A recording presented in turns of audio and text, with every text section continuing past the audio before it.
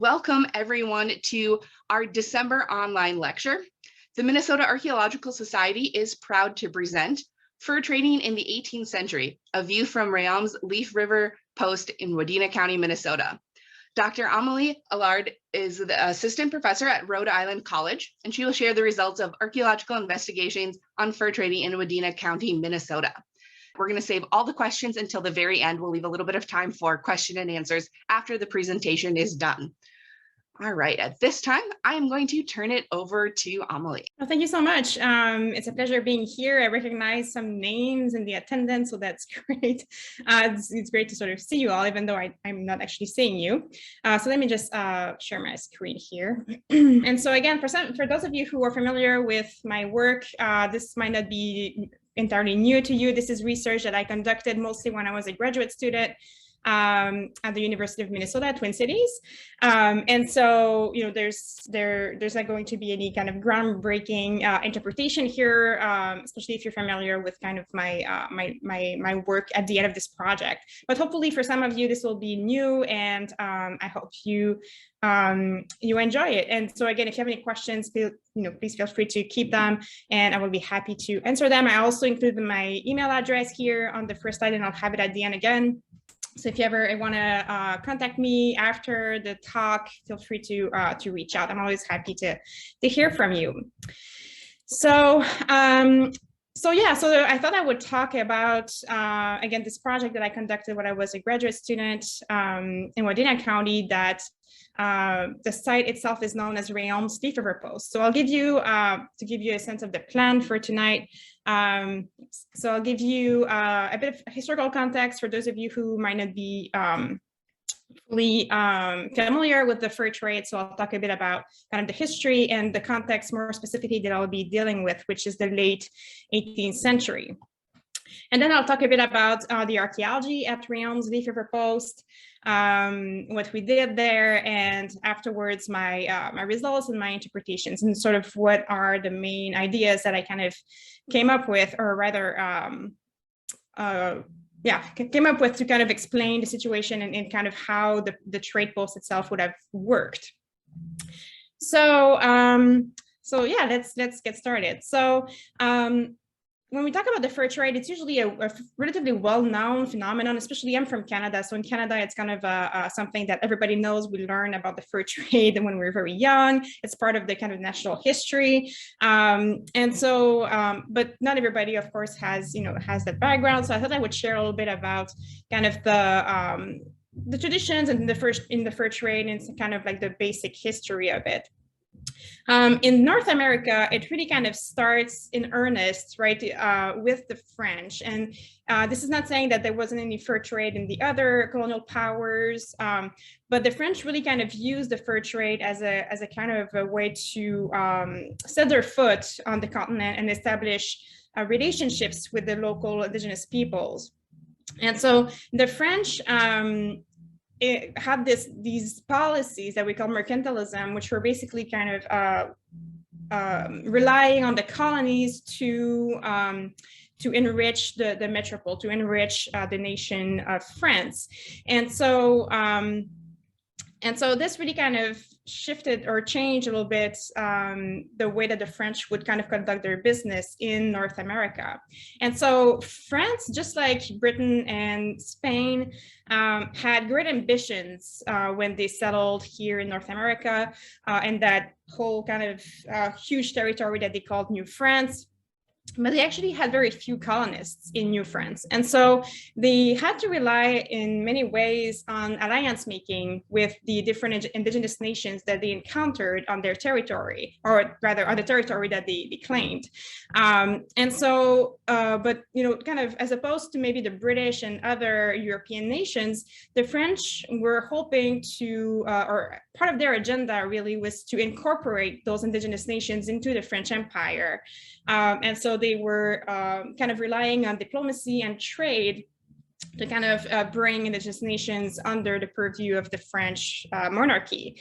So that was kind of the agenda. It didn't really work out quite that way, but that was kind of the idea and the method used to kind of fulfill that colonial ambition.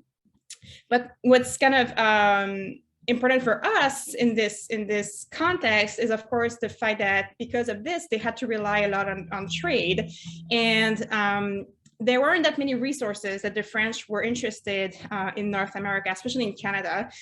They complained a lot about the fact that it's cold all the time, and there are a lot of mosquitoes in the summer, and so they didn't see a lot of resources in Canada in particular, except for furs, for the fur-bearing animals.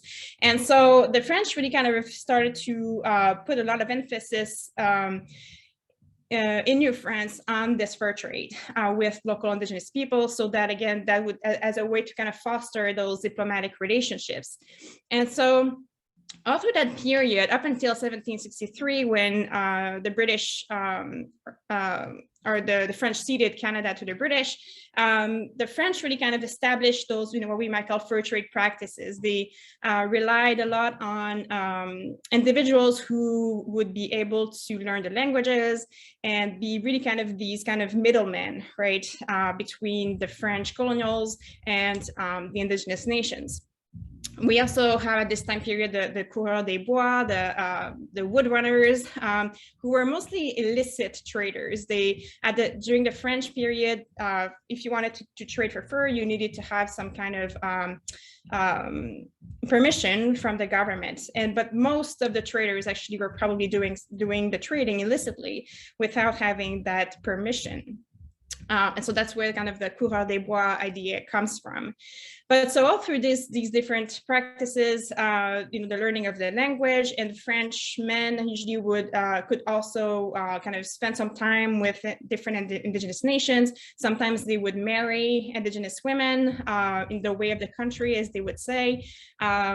And so they really kind of created those practices that became sort of the way of doing things. And they remained for a very long time, even after the French, again, ceded their territory to the British.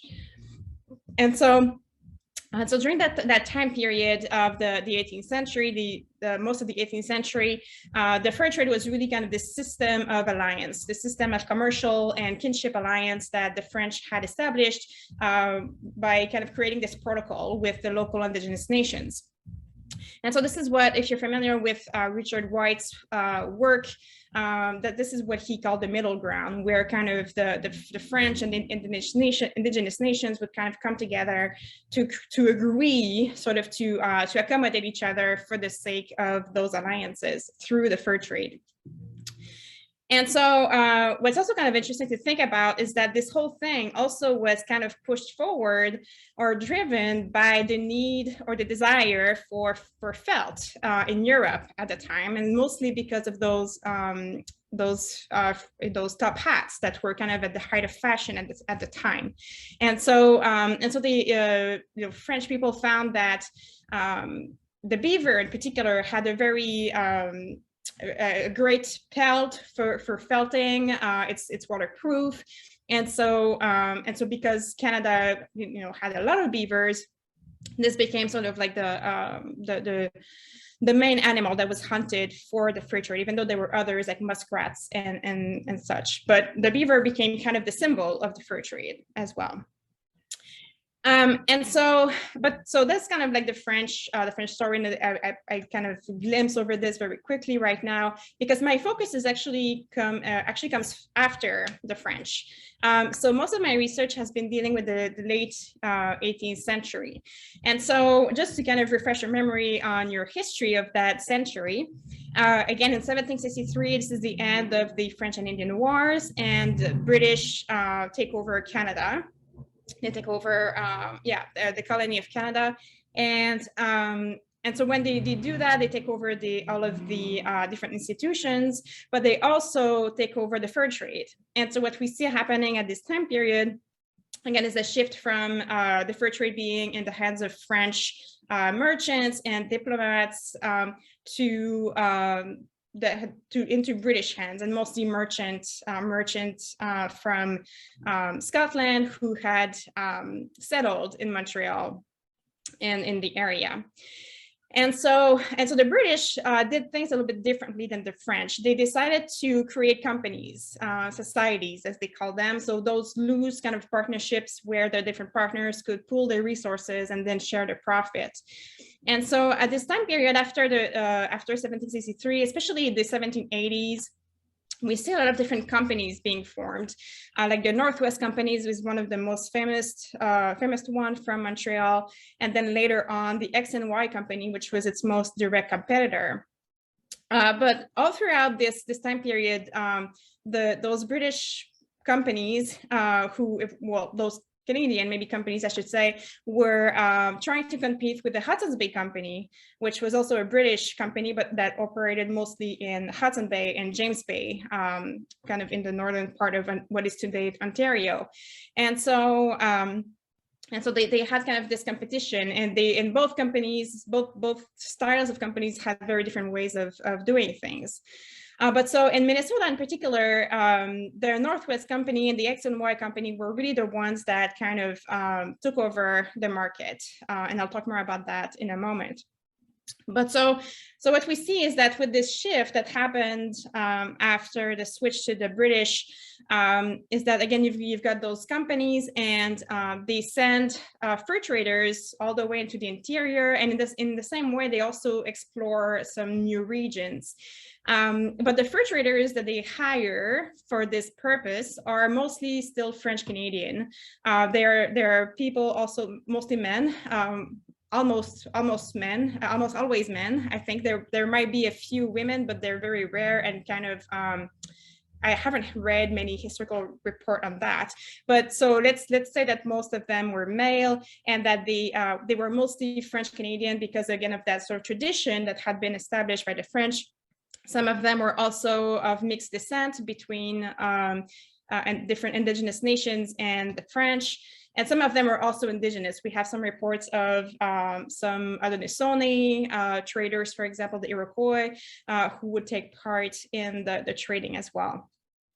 So, but the landscape in which the fur traders kind of travel, especially in Minnesota at the time, was still highly indigenous. The demography as well, right? So when they come in, they're really kind of just a few guys in this landscape that they barely knew at the time, and they were surrounded by the Ojibwe, the Dakota, and other nations.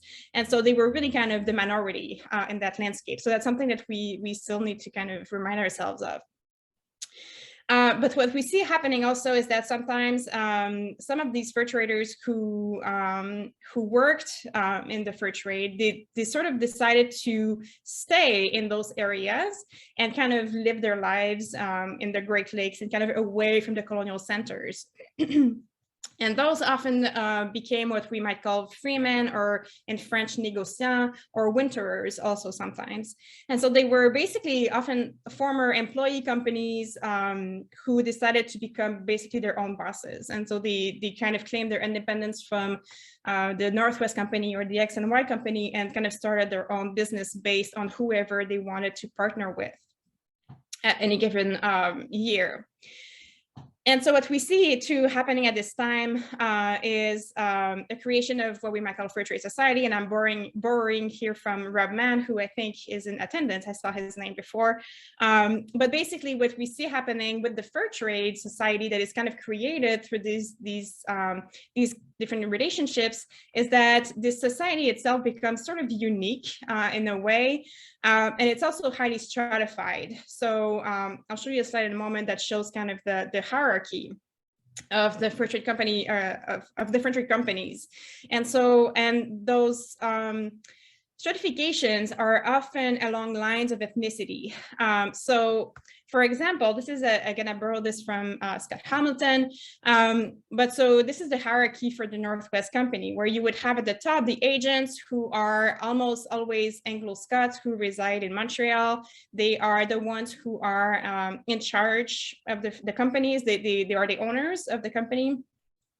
And then you also have kind of beneath them, the wintering partners.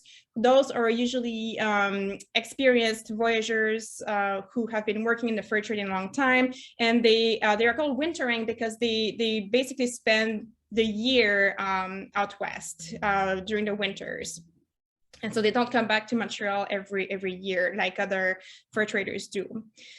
And then within or beneath them, we have clerks who are usually in charge of different posts, and they are also literate. So that means that they have a higher status, and they are charged with kind of keeping accounts and keeping diaries. So we have a lot of diaries that are available from the fur trade period, from that period in particular, because the different companies had clerks who were kind of hired, and their job was to write a diary and to kind of write about all of the transactions and all of the different doings that are happening within their posts.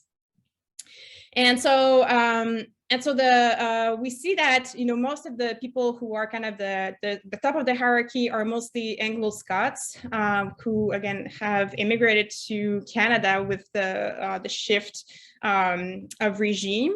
But then as we go kind of lower into the ranks of the company, we see that most of them are become French Canadian, right? So some French Canadians can have clerk jobs if they are literate, but otherwise they are usually interpreters, canoemen or tradesmen, and then they might also be sort of part of the brigades that it's kind of a seasonal work where the voyageurs would kind of only go from Montreal into the kind of the internal depots and then back again.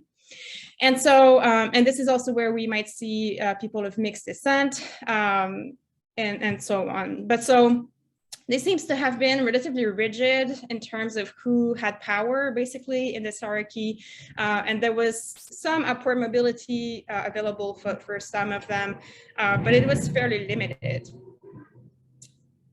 But so how does it work, right? How does the fur trade work at this time period? So I'm talking here about the 1780s, 1790s. And so it starts in Montreal. Well, actually, it starts in Britain, where most of the goods are manufactured. There are also goods that come from other areas in Europe, but most of them are manufactured in Britain. And then they're shipped to Montreal, where different merchants and companies can then outfit expeditions to then travel to what we might call the regional depots. And so those are what we call the Montreal brigades. They were, again, contracted fur traders or canoemen, basically, who are basically hired just for that round trip to go to paddle their way, all the way to Michilimackinac or Grand Portage, and then come back. And so that usually happened in the late summer. And they were always kind of pressed for time because they wanted to make sure they arrived at these depots before the ice came in and they were stuck. Because again, they were traveling by river and canoe mostly. And so, but then once the goods were deposited in those regional depots, then they would be taken up again by what we call the winterers, right? So the kind of those seasoned fur traders who would then, and those were also usually because they resided pretty much year long in that region of the world, then that meant that they were also often fluent in the native languages, and they might also have indigenous wives, again, in the way of the country, as they said. And so they were often outfitted by the merchants to then bring the goods into the interior. This is also different from the way that the French did it, because for most of the fur trading under the French would have the indigenous nations come to them. So the different indigenous nations would travel to Montreal or Quebec or any of the colonial centers to do the trading. But now with the British and this new kind of way of doing the trading, it's the traders themselves who are traveling out. And so the goods then would go from the regional depots into the interior through those winterers and the contracted voyageurs. And the voyageurs who signed up for this second part of the journey usually were hired for several years. So it could be a contract of 3 or 5 years. So let me just switch a slide here. So this is a map of the area that I'll be looking mostly into today.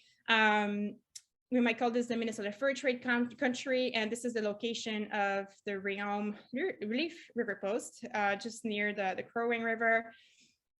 And one thing that I just want to point out here is that this was really a river world, and it's a little bit different from the way that we think about the landscape today.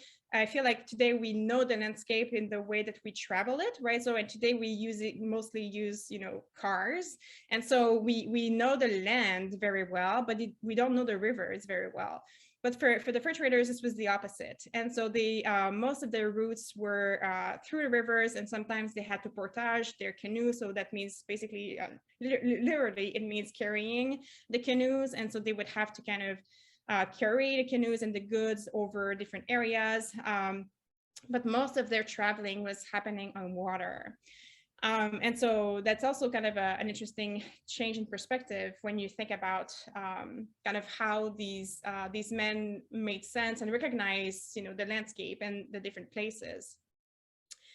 And so what's interesting about the location of the site for this time period, and we're talking about the 1790s or so, is that according to Doug Burke, and we also have some documentations on this, this was right at the edge of a contested zone between, at the time, the Ojibwe and the Dakota.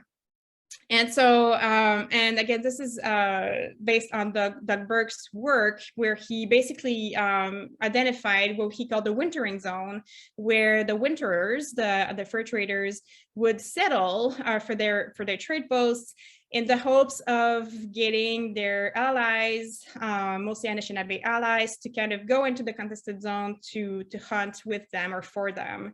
And so, but this was risky, right? Because again, the Dakota at the time, the alliance between the Ojibwe and the Dakota has always been kind of up and down, but at this time period, they are basically enemies, and so so going into the contested zone between these two territories is kind of risky, and it was referred to as the war road. And so we know this, that fur traders were aware of that.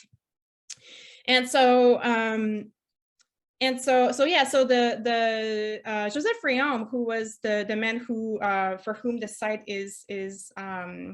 it has its name, is said to have been outfitted in 1792 to bring his Anishinaabe allies deeper into the contested zone, mostly because by this time period, the beaver population was starting to get depleted in the Anishinaabe territories.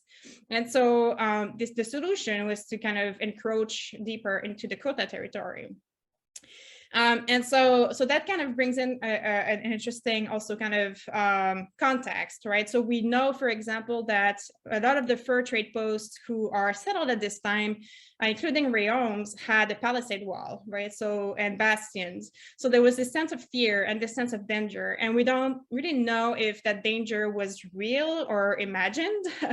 In the mind of the fur traders, they feared the Dakota fiercely, but there hasn't been any kind of clear indication of serious attacks on fur trade posts. So it seems like there's a lot of imagination going on there too, but there's probably also, it's probable that, the Dakota were serious about not having people encroaching into their territory. So, but it's an interesting kind of context to kind of think about it, and also how it influences the architecture of these trade posts with the palisade walls and such. So to kind of tell you more about Joseph Réaume, we don't know actually much about him. This research that I'll be talking about mostly is things that I found in the records, but the Réaume family were huge in the fur trade business. They were all over the place, from Michilimackinac to Green Bay to the Red River area. And so they were really kind of involved in the fur trade in that whole area. So it's kind of hard sometimes to find specific individuals in the records. But so we know that he was an experienced trader with the Ojibwe. His name kind of shows up when he's chosen, specifically kind of chosen and named to go and deal with the Ojibwe and negotiate also sometimes between the Ojibwe and the Dakota. And so he seems to have a good relationship with them. And we also know that his name first appears in the record in 1778 at Michilimackinac. We see from the records that he is at times an independent trader, so one of those freemen or négociant, winterer, and sometimes he's also associated with others, other winterers and other agents. At the end of his life, he worked for the Northwest Company when his partner John Sayre was in charge of the district that was part of the what they call the Fond du Lac district in Minnesota. That covered actually Minnesota and part of Wisconsin as well. But most of the time he seemed to be kind of shifting his alliances based on, his needs. And so, he might be what we call a freeman or a négociant. And so again, in 1792, we have some documentation that suggests that he took an exploratory party down the Mississippi into central Minnesota with his partner, Jean-Baptiste Cadotte. And so if you're familiar with the Wadena County archaeology projects, there has been some survey done at a site known as the Cadotte site. Not much was recovered, unfortunately, but we know that these different men were in that specific area. And so Réaume in particular and Cadotte were said to have wintered in that area, and Réaume to have wintered on the Leaf River in 1792. And so I found one of these records for you. So it's from another fur trader for whom we have the journal in his diary, and so it's a very valuable source of information. And all of these guys seem to know each other, so they refer to each other by name all throughout these journals. So it's almost like watching a TV show with different characters who kind of show up and go again. But so I included the original French here, and then this is my translation of what he says about this expedition. But so Jean-Baptiste Perrault was again a fur trader, and he knew Mr. Sayre, John Sayre, who was a partner of Joseph Réaume every once in a while. And so he goes to tea with Sayre, and Sayre tells him about this expedition. So he said that he'd sent 2 outfits inland of the Fond du Lac, that Mr. Cadotte and Mr. Joseph Réaume had left, outfitted by Mr. Alexander Henry, a Montreal merchant, to also enter and lead the Indians of Leech Lake towards the plains. I gave up the idea of going. And so that's just like one kind of reference to this particular expedition.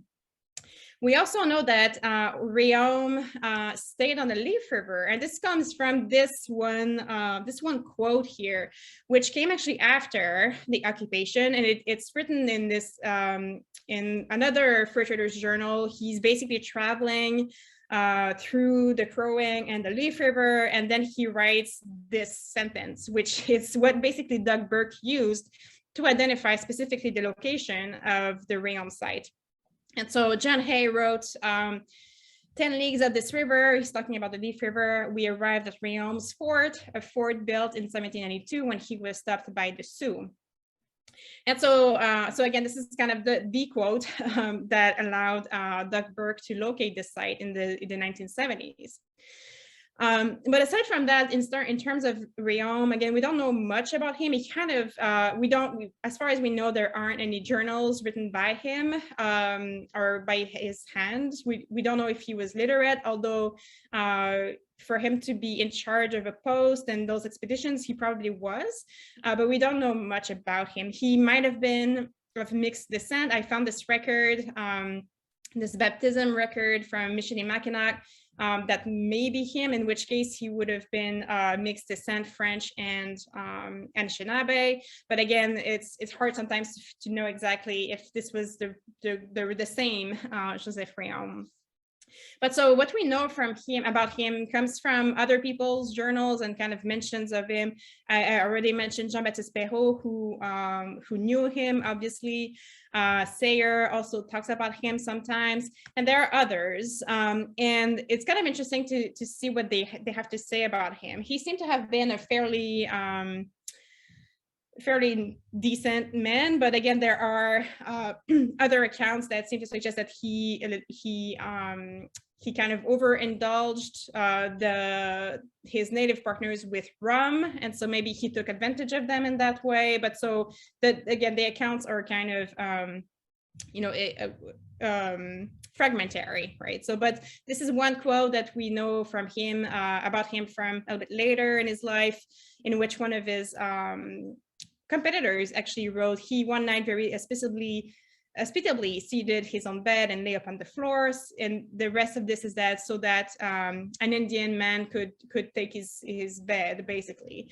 And then another one said, this is from one of his competitors when he was working further up, I want to say in the Red River area, in which he says, I find the Indian of this place is much attached to my neighbor, speaking of Réaume, so that I have little hope of much trade this year.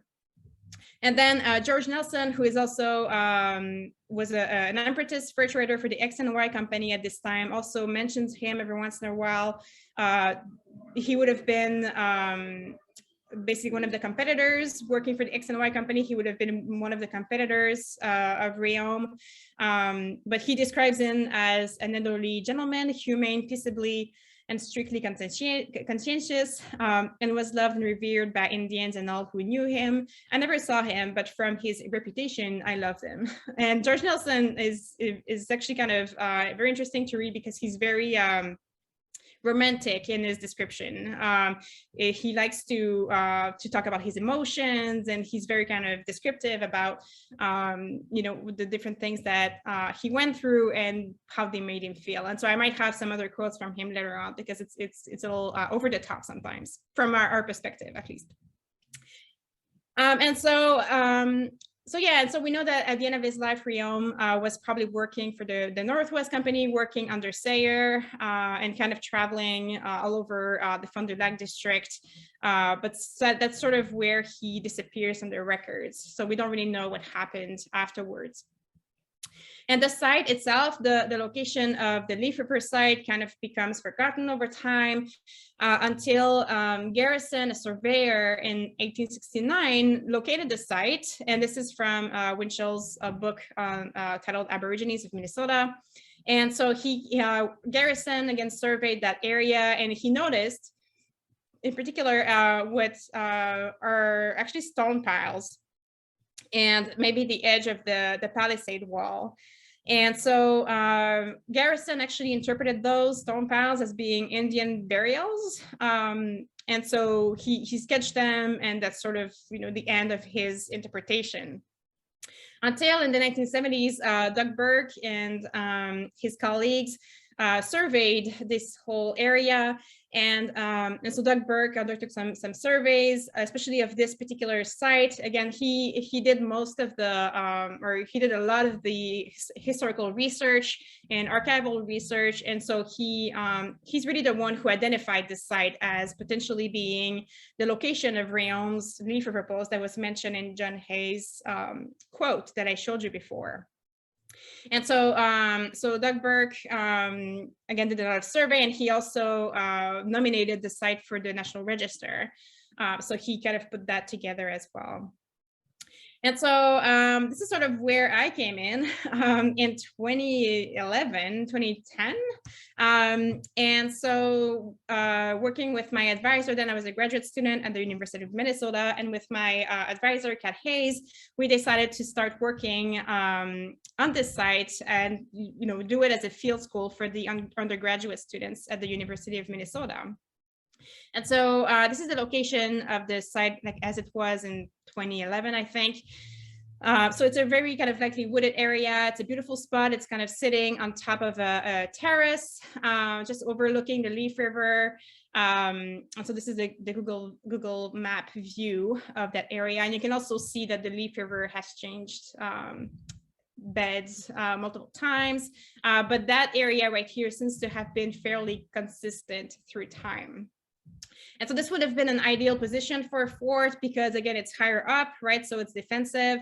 It's also overlooking the river. And so it was basically a perfect spot, especially because this was probably also at the end of a portage. Again, one of those spots where people had to carry everything.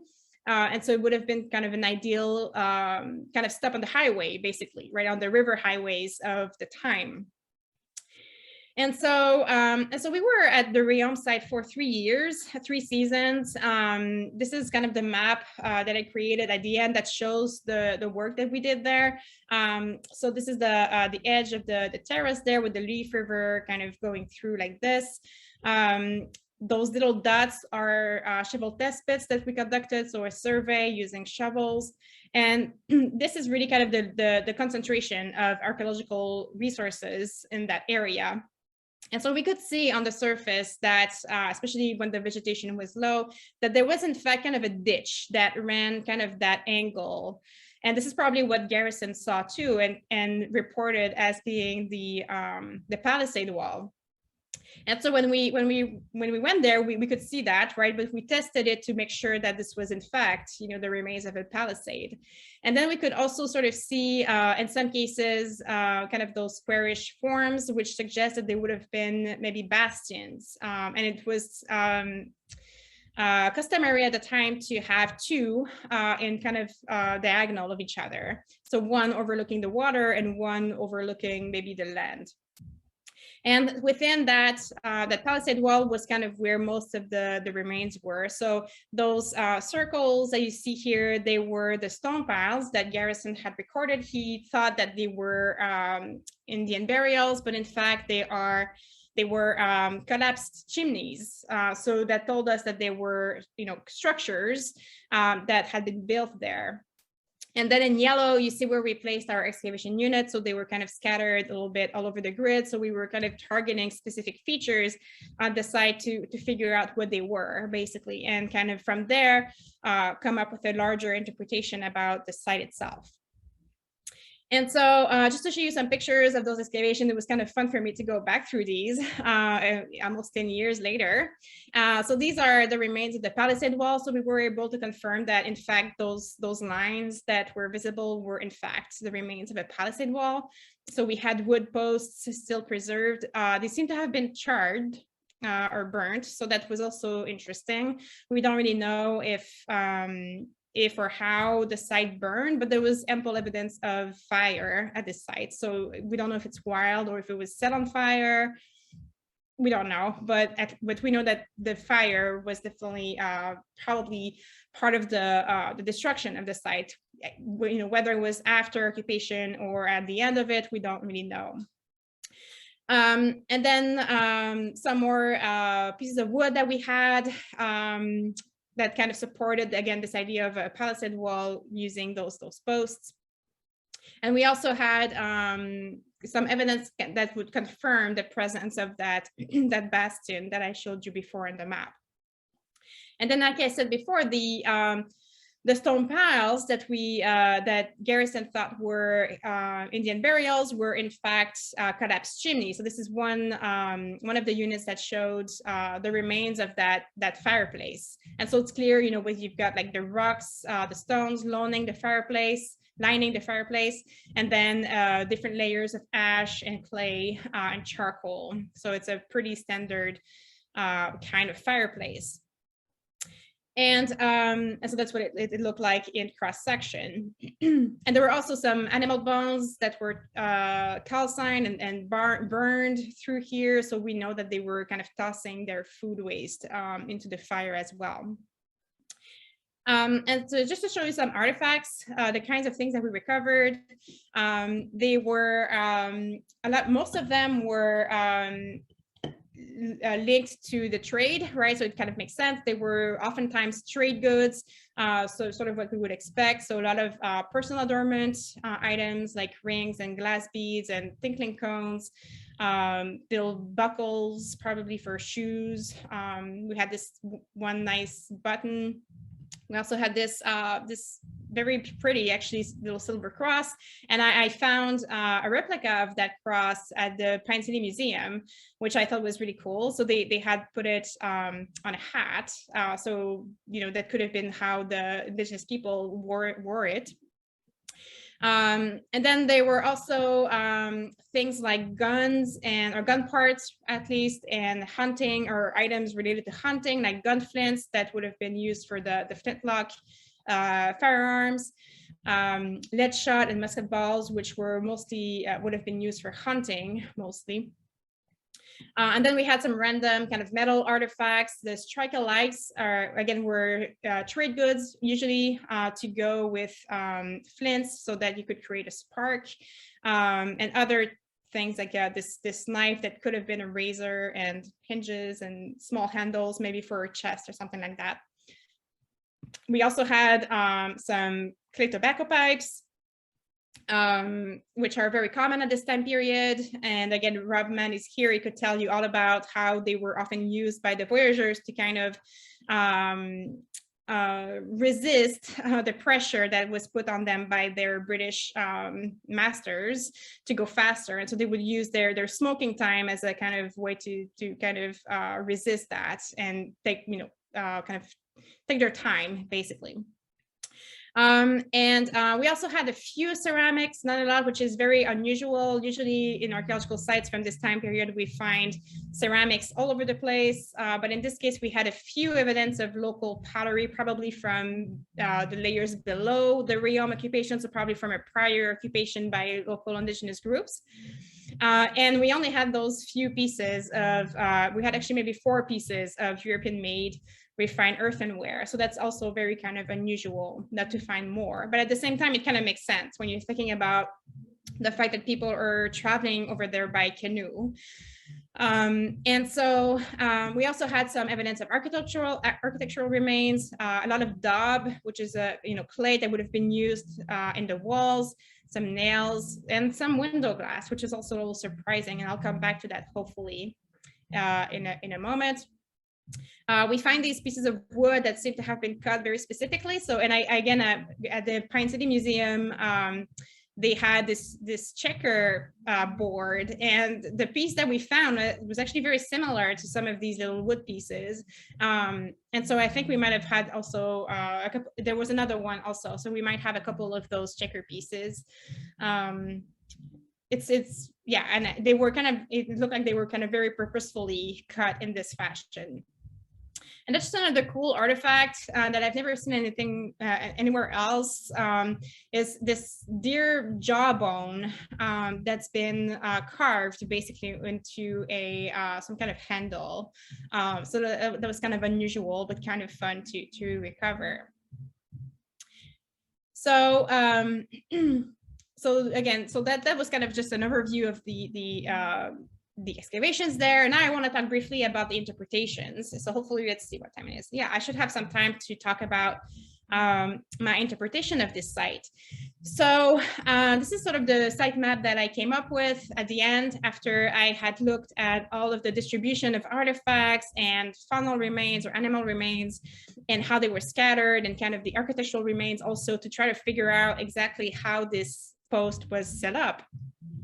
And so these 2 stone piles here with the green area are where we located the fireplaces. And so we had 2, we located 2, one here, and then another one over here.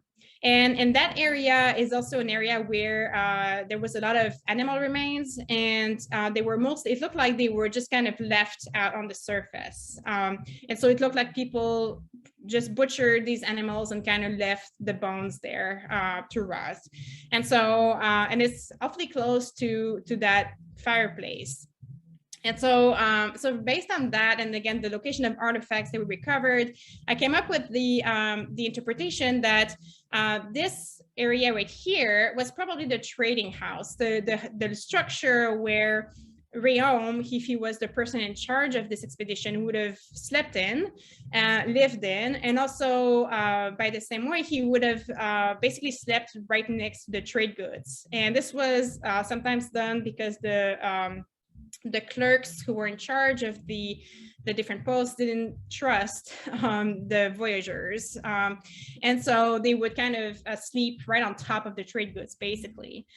And we see that, happening in other trade posts as well. So this is sort of, I'm kind of going with the assumption that Réaume, because a lot of the things that he's doing are very much like we see happening at other trade posts and posts that we know from documentary records. So it seems like it would make sense that he's kind of replicating those conditions here. And based on the artifacts, we know that this is kind of the location where the trade goods were located.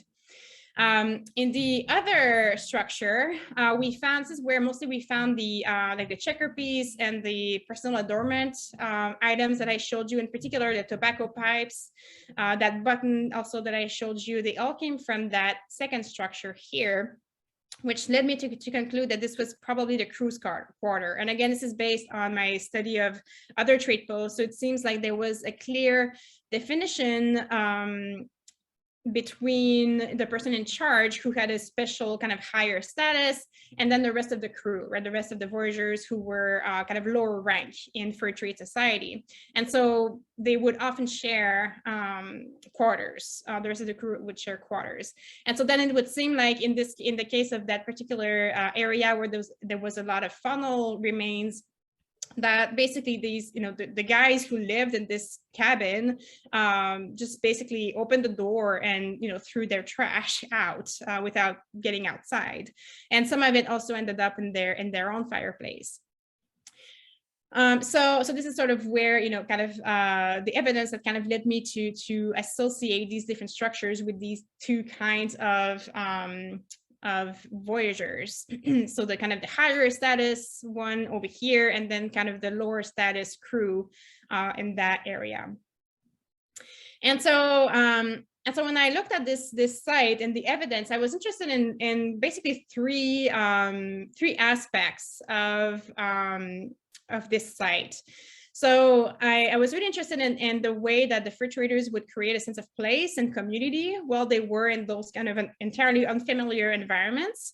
And I was also interested in this idea of colonialism, that even though they went there to trade, they had their own colonial agendas, and they had their own kind of prejudices and their own preconceived ideas about Indian people, and that often played into the way that they did their in the way that they conducted their daily practices. So basically my interpretation came down to three kind of remarks, right? The first one is that fur traders were trying to recreate the familiar through their daily practices, and in particular through their architecture. The second one is that they had this kind of colonial ambivalence that we often see at this time period, where we see that colonists or colonizers have this sort of love-hate relationship for the colonized, and so we sort of see that reflected here a little bit. So the fur traders adopted many local practices, many of the indigenous practices, including mode of dress, mode of transportation, languages, food, but at the same time, they're clearly trying to distance themselves from their native trading partners, especially through food. So I'll talk about that as well. Hopefully I'll have some time. And then the third point is that distancing also happened at a different level, which is basically within fur trade society itself. So that the fur traders, like I mentioned already, they had these distinctions based on status and rank, and those were often along lines of class and ethnicity. So briefly, to talk about the way that they were recreating the familiar through their daily practices, just kind of to talk briefly about the architecture. So we didn't have any stone foundations at this site, and we did find a lot of daub, which is, again, kind of what's the word I'm looking for? It kind of makes sense. It kind of matches what we know about these structures and how they were built. So most of these fur trade posts were built using what we call the pure en terre technique, or the post and ground technique, where they don't use stone foundations. They just kind of plant the post directly into the ground and then lay down horizontal posts in between. And then they use daub or clay to patch the holes, basically. And so this seems to be what we have here. It kind of matches what we know. And this seemed to have become, at this time period, for fur traders and voyageurs who are working in that area, this seems to have become the way of doing things. It's just the way that they build their posts. We find no derivation as that much from this kind of method of building things. It's pretty expedient, and all you need is wood and daub, and so it's again it becomes kind of the way of doing things, like I said.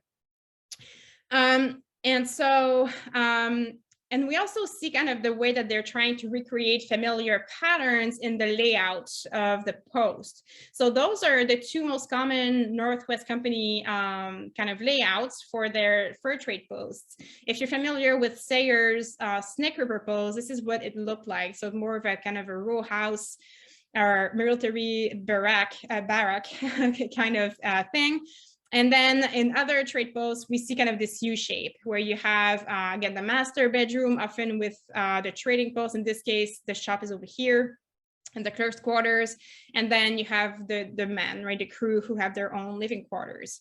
And so it seems from the evidence that we have at this site that this is probably the shape that they were going for, even though if I go back here, we're missing some parts, right? So it looks like some of the site at least has probably eroded and kind of fallen down into the Leaf River. And we didn't find some clear evidence for a third building, but based on this layout, it could have been present or not. Again, there might have been some alterations here based on the local materials. And so we see that they're just recreating what they learn, right? The knowledge that's been transmitted over time, over generations of fur traders. And this becomes really kind of the way of doing things. At the same time, though, we see that they are trying to distance themselves, like I mentioned before, from their indigenous or native training partners through the creation of real spatial boundaries, right? Physical boundaries, and in particular, the palisade wall.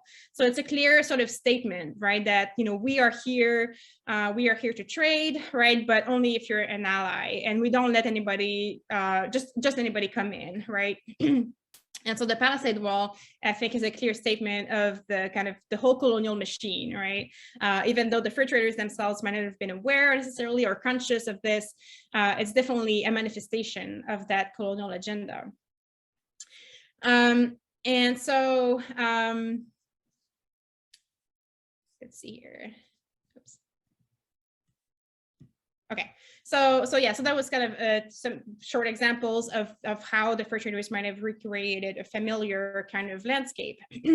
And to the colonial ambivalence, like as I mentioned just now, that they created those physical boundaries, but there was also kind of this ambivalence that they seem to want to adopt certain practices, but remove themselves from them at the same time.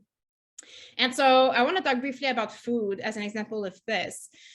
We know from the faunal remains that, and the analysis that we did of those remains, that most of the animals that were hunted at the site were local, right? So there was very little evidence that they were bringing their own food, even though records sometimes suggest that they had some portions of dried meat and flour and things like that.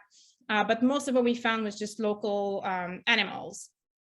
And so most of the most common animals that were recovered in the food waste was deer, but we also had some evidence of beaver, moose, elk, and smaller mammals as well, things like badgers and fishers and muskrats, things that you might also hunt for fur, as well as meat in some cases. There was some evidence of birds also, so they might have been hunting wild fowls like ducks and geese, a few turtle bones, and just one fish bone, which is very strange, very unusual for the fur trade. We usually, from the records, we know that fishing seemed to have been one of the staple foods for fur traders. So this is kind of unusual. Maybe we just didn't find them, or maybe didn't preserve, or maybe people there just didn't fish, which could have happened, but it's still unusual. And so we also know from the records of the time period that in those parts of the interior, usually the fur traders relied heavily on the indigenous local populations to bring them food, and usually they would food was part of the trade. So just as much as beaver pelts, right? So the traders would trade goods for food and pelts. And so this is just another example from the records that kind of talks to this kind of relationship, that reliance from Jean-Baptiste Perrault. He says, about midnight, Le Brochet arrived, who gave me half an elk, and the next day, like Grosse Marthe, Big Martyr, Martin is the translation of that, arrived bringing a moose also. They came with their families, not to camp, but for a drinking bout. the savages continued to come in day, and we swam in meat. But this reliance on native people also happened when the fur traders would go what they called on the Réaume. So this is a process by which the fur traders would go stay with their indigenous partners, trading partners, and sometimes wives for a number of weeks, and then they would come back with food to share with the rest of the fur traders. And this was a fairly common practice. And they would bring food, but also pelts, right? So here's an example again from Perrault. We sent the 3 men who came back the day after their departure, loaded with venison and bear meat, saying that they found at their camp 14 deer and a whole bear provided by La Mère de Daigle. We were delighted at that, for we could hardly have held out till spring on the provisions we had. And then another aspect of this reliance is that, again, a lot of these voyageurs and fur traders had indigenous wives, again, in the manner of the country, in the sense that they often wouldn't marry religiously. And so, but we have those references to those kinship relations all the time, and women were clearly very important in provisioning food for fur traders. So there's a few examples here. I got from Savoyard's wife a cake of fat belonging to her mother, for which I paid a 2-point blanket. And then another one here where Savoyard's wife cooked on a grill some fish for the voyage. They speared 42.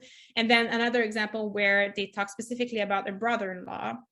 The brother-in-law of Mr. Harris arrived. He had killed a bear near the house. He gave me the tongue and the heart and asked me and my men to go with him to carry it. I paid him in rum. So again, so those records really show that fur traders in those remote areas of the interior relied heavily on their native trading partners. And we do have evidence of that at the site itself. So this is kind of a fancy diagram, but basically what it shows is all of the body parts from deer that were recovered at the site. And what basically this shows is that the front quarters, and in particular the shoulder of deer, was kind of overrepresented based on what we would expect. And so that kind of suggests to me that maybe those shoulders were brought to the site in discrete cuts. So it could have been that, again, their native trading partners kind of brought those particular cuts to the fur traders without having the entire carcass, right, of deer with them. So they would only give them a piece. And then there's kind of an underrepresentation of the hindquarters. So they could suggest that that then the native partners would keep those parts for themselves. And then, but we also have evidence at the site that the fur traders probably did some hunting themselves. We have evidence of some deer that were basically, what this shows here is that all of the body parts of the deer are present, which often happens when you're hunting nearby. So the idea is that if you're hunting very far away, you might field dress the deer over there and maybe leave the heads and the hooves kind of far away and then only bring back what you need. But in cases where you find everything, including the head, then it suggests that it was probably killed kind of closer by. So we don't know who was doing the hunting here, if the crew was doing it, or people who, maybe indigenous people who were kind of living at the post. We don't really know, but we know that somehow the hunting happened at least nearby.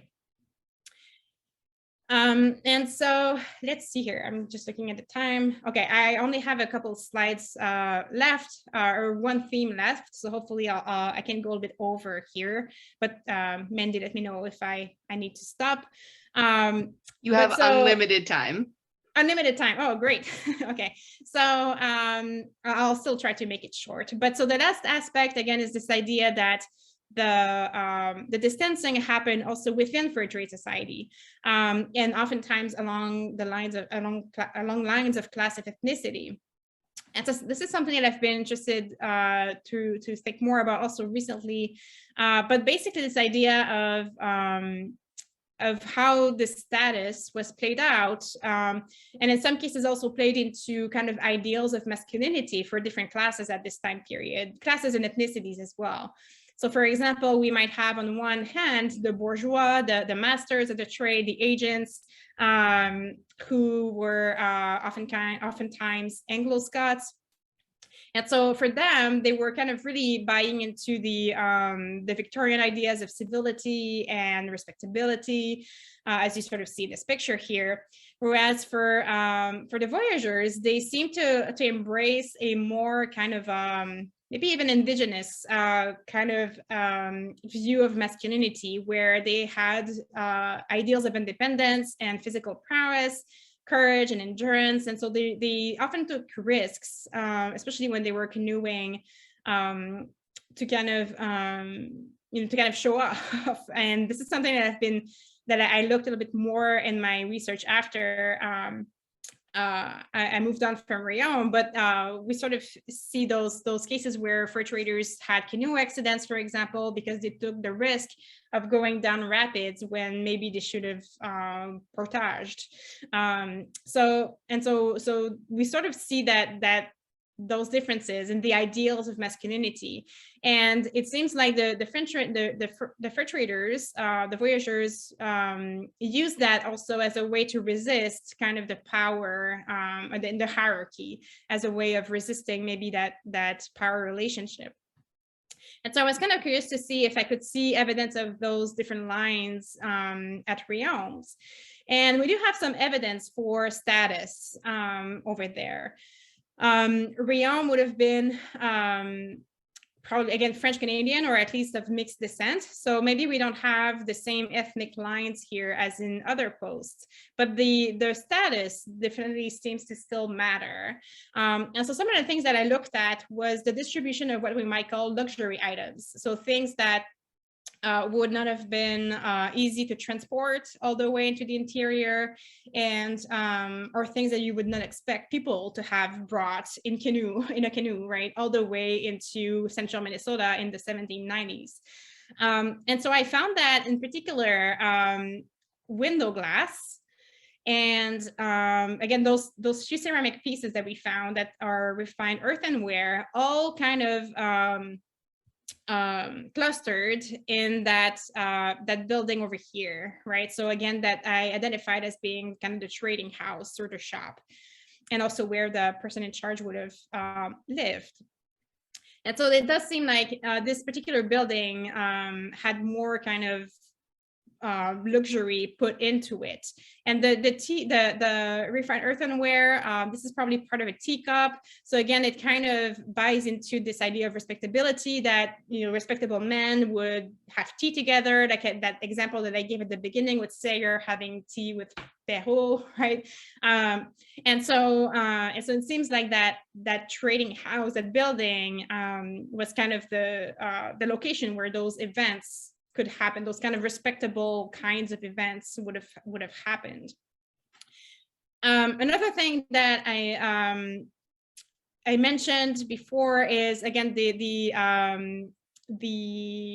differential access to privacy, right? So that again, assuming that my interpretations are correct, right? So that the trading house would have been also where the man in charge would have lived.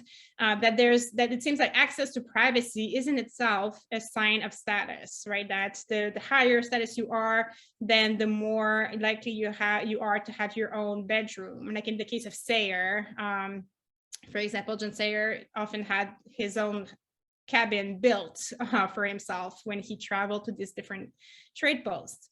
So it seems like privacy was actually a kind of a mark of status at this time, and I think it still is in some ways. And another thing that I looked at is food, because again, we know that luxury food sometimes is reserved for higher status individuals. And so in this case, I looked specifically at beaver, because for fur traders, the shared with the Anishinaabe the view that the beaver meat, and in particular the beaver tail, was a delicacy. And so we have some examples in the records of kind of fur traders referring to that. And so I was kind of curious to see if I could see a pattern about where the beaver could have been located. And as you can see here, these are other small mammals. So we see that most of them still kind of cluster in that area right here. So again, that kind of trading house. And so again, so it would make sense as both food, and it also sort of makes sense that if this is a fur trade post, that maybe they just discarded the bones of these animals that they hunted for fur. But some of the beaver bones also had cut marks on them, and some of them were burned. So it might suggest that they were in fact consumed as food. So again, this is not necessarily a definitive piece of evidence, but I thought it was an interesting pattern to point out here to talk about status. And so one last thing that I just want to mention about food is, again, we see that there was this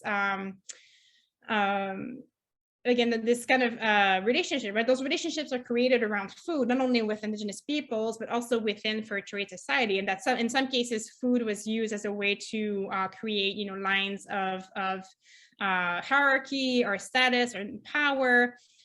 And we see that in some cases, it also creates distinctions between different fur traders. So for example, George Nelson, I promised you another one of his over dramatic quotes before. George Nelson is very vocal about the food, and he was 16 when he first enrolled in the fur trade, so he was very young and inexperienced, and so he basically ends up with this, this bunch of guys who are, they're mucking him all the time and they make fun of him. But he's also he's an Anglo Scot from the Montreal area, and he's an apprentice clerk, so he's in a position of power over those very seasoned older French Canadian men. And so they make fun of him all the time. So they and so but he also is kind of repulsed by their ways in many ways. And so this is sort of where it gets kind of funny, in my opinion, or kind of fun to read at any rate. And so this is a part from his journal in which he, or his memoirs really, when he talks about this moment when one of the men cooks a duck, I think, and he's just kind of horrified by the way that he's doing it. So he wrote, this procedure shocked me terribly. He then broiled the entrails of the duck on the coals and ate them himself. Oh, what a barbarian. What a hog. Am I to become like that? My heart swelled almost to bursting point with disgust, indignation, horror, and grief. So, yes, I think Nelson actually is a great example of those conflicts that were happening sort of within fur trade society, because again, as an Anglo-Scot who was very young, but in a position of power, he's often kind of, again, at the butt of the jokes of the fur traders.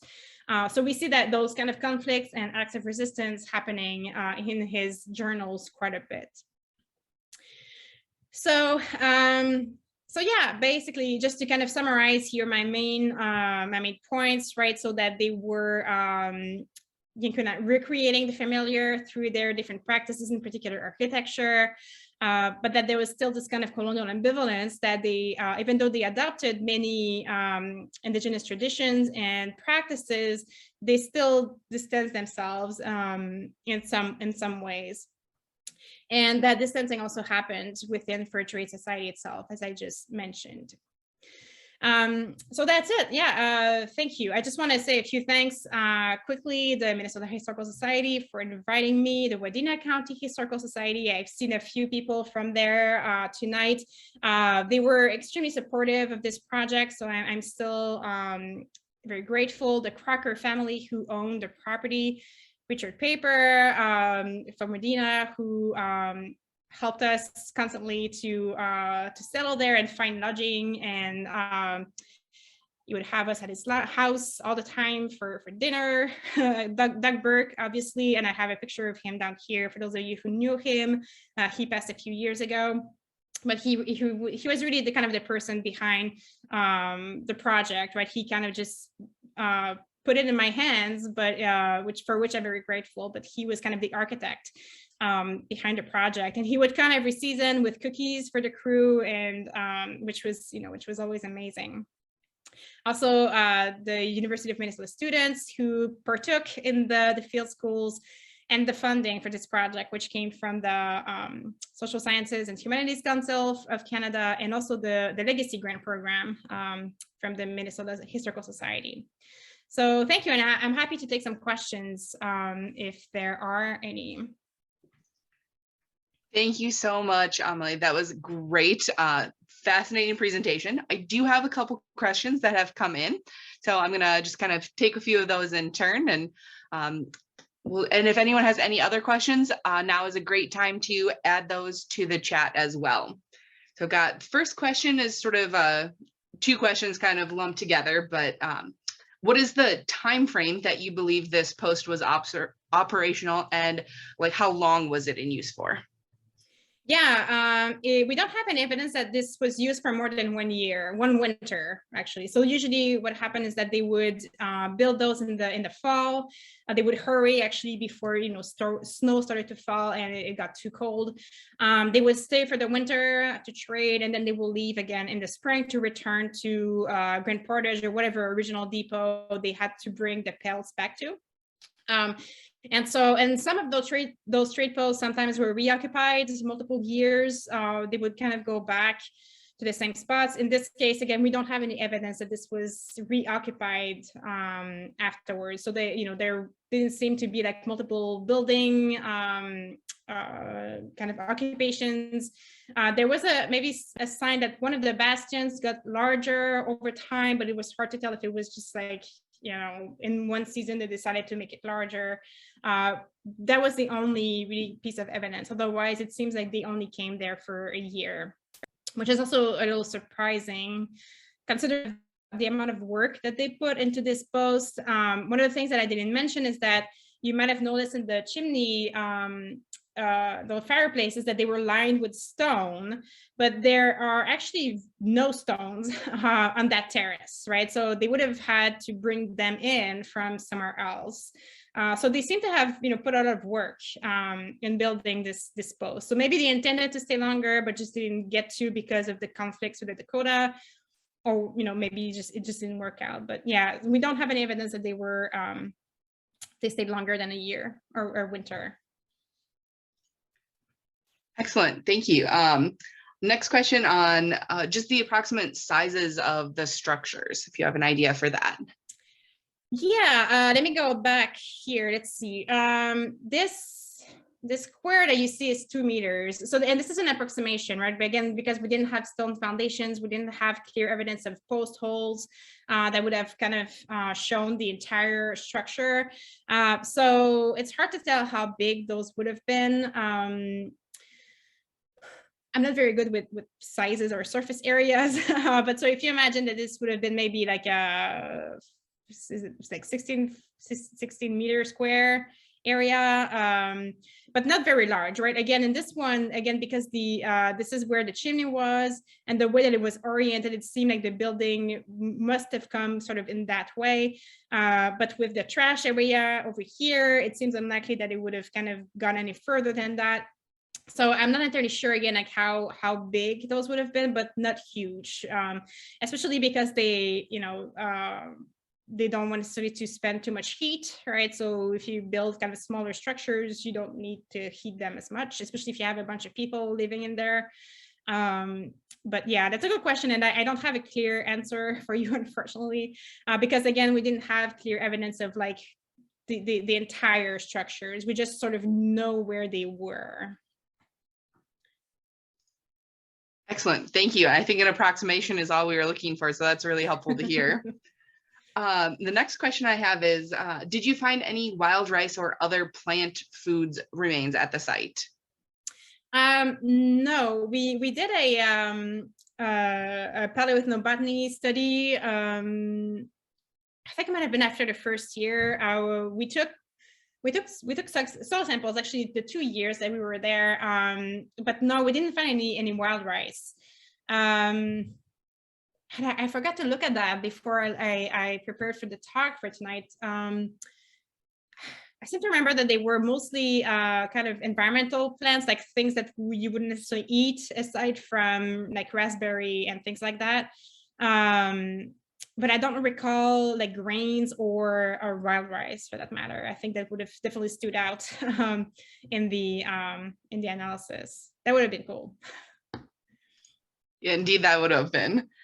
Okay, next question. Are fur traders' journals one of the main sources of information about their lives? And did like most fur traders keep journals? Was that a pretty common thing? Well, the clerks did, right? So again, it kind of depends on where they were in the hierarchy. And then the other question is whether or not they survived. So the night that I know of, there are like who worked in this region at this time period. There's maybe 5 or 6 that I looked at, and some of them are more useful than others. Some of them are very kind of clinical in the way that they talk about things, kind of bullet points type of thing. Others are much more kind of descriptive, right? So Perrault and Michel Curot is another one of those. George Nelson obviously is also very descriptive, and all of these guys are kind of working together. So Michel Curot, for example, and I think I gave a couple of examples from his, let me see if I can find that quickly. Like these two, right, came from him, from his journal. He was an X and Y clerk the year before George Nelson. So they knew each other, right? And they knew John Sayer. They talk about Réaume kind of coming in and then leaving again. So again, these guys sort of all know each other. And there are other journals for other parts of the fur trade, like in the Red River and kind of in Canada as well. Some of them are later as well. Alexander Henry has one. Yeah, there's maybe, I don't know, a dozen that I know of from different time periods, different areas. So some of them have been pretty well preserved. They are usually found in the Canadian archives. But like here in this case, I found examples in the Wisconsin historical archives, and this is, I think, the Michigan Pioneer Historical. I forget what this C stands for, but I can find the citations. Again, if people are interested, they can email me and I can send you the links, or at least the citations of these different sources. But yeah, they are the main sources of information. We also have access to their contracts oftentimes. When they signed up for the voyager position, they were basically indentured servants. And so we have a lot of contracts from that time period as well. So those are, I would say, the two main sources that I know of anyway. Excellent, thank you. Another question I have, this one specifically, since you called him out earlier, is from Rob Mann. He had a question on, he's interested in European ceramics, looking at the MO20 site, and wondering if you had any tin enameled ceramics from Réaume's post. No, the few pieces that I showed were the only pieces that we found. So they were, let me see, like those, like pearlware, they kind of look like to me, or whiteware. I'm not a ceramic expert unfortunately. And then those couple of pieces for the teacup, but no, we didn't have any tin enameled pieces at all. And yeah, I really kind of, I wish I had more of these, because that's kind of unusual, like I said, not to have ceramics. But yeah, unfortunately, that's all we got from Réaume. So it's really not a lot. Okay, I kind of thank imagine you. that, yeah, I kind of imagined that this was like his favorite cup and it got broken. He was sad. I don't know. Oh, that would be a very sad story, wouldn't it? Let's see. Oh, someone just asked a quick review on Jean-Baptiste Perrault and George Nelson. What were their roles? Were they clerks or traders, or? Jean-Baptiste Perrault was he was a fur trader, like a voyager in winter his entire life. So his journals is actually very interesting. It's more of a memoir actually. That, what's his name, Henry Schoolcraft asked him actually to write when they met kind of in 1800 something or 1820, I can't remember exactly. And so Henry Schoolcraft kind of met with these fur traders in the Midwest, and he kind of proposed to them that they should write their memoirs. And so that's what Perrault did. And so his account basically spans his whole career. But he was a voyager basically his entire life. He didn't really kind of move upward, as far as I can remember. He had an Indigenous wife, but he took her to Canada when they and like he's like 8 children or something after he retired. So he was kind of a lower ranked person, but he seemed to have been very well known in that area. He was very experienced. And George Nelson, again, was he was an apprentice clerk for the X and Y company, again, if I remember correctly. So he only stayed in the fur trade for a few years, I think. And his journal is also a memoir. He called this his reminiscence of the years in the fur trade. And this one, I think, is available at the Minnesota Historical Society, if I remember correctly. It's also, I also have a book version by Shanks, and I forget who else. But again, if you're interested in the citations, I can send those to people. But so George Nelson was a young man, apprentice clerk, and I think he might have moved up a little bit at some point. But yeah, so his journals also, because they're memoirs, they people have been a bit more critical of his descriptions and his, the events that he describes. But it's still, I think, a very useful source, just because, especially if you're interested in kind of the mindset of these fur traders and kind of his own kind of prejudices and preconceived assumptions about different people and different places. He's definitely a fun kind of read, just because, again, he's so expressive about and so vocal about his emotions, which is not we don't often see in the other journals. And he also wrote his in the 1820s or 30s, if I remember correctly. It's a little bit later on. Thank you. I'm also wondering, would you be able to put the slide back up with your email address, just in case anyone was interested in contacting you Absolutely. for those resources? Absolutely. So yeah, my email is over here, allard@ric.edu. Excellent. And then I do have one more question that's come in. Just someone curious, what other sites like this have you excavated? This is actually the only one. I did a survey at a site just across the river from Réaume, where there was evidence of those kind of big holes actually in the ground, which were kind of believed to have been maybe an Anishinaabe or maybe Dakota settlements. And I was kind of curious to see if it was kind of contemporaneous with the fur trade or from another time period. But I only surveyed there for a year, and we didn't find a lot of artifacts, so we couldn't actually get a good date on that site, which was too bad. But yeah, after I left Minnesota, after I was done with my dissertation, I went to I became a research fellow at the Royal Ontario Museum in Toronto. And when I was there, I looked at their fur trade collections, which mostly came from underwater sites. So basically those sites where there were canoe accidents in rapids.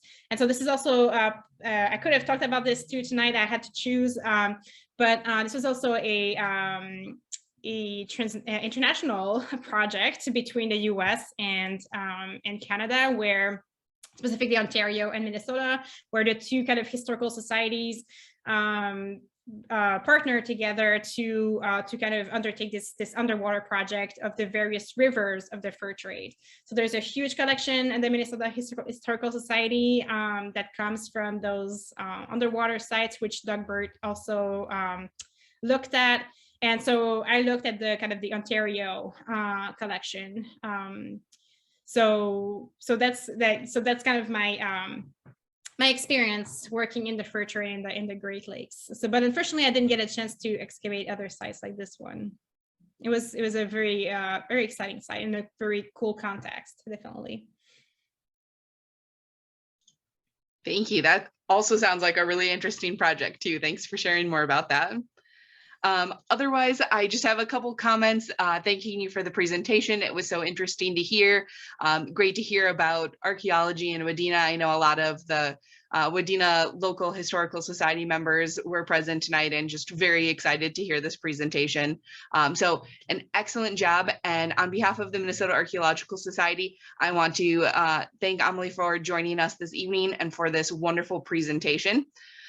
For all of you joining us in the audience, if you're interested in further presentations, we do have a YouTube channel that features some of our past lectures, and we will be having more lectures in the new year. Look for information on that on our website under our events tab or on our social media channels.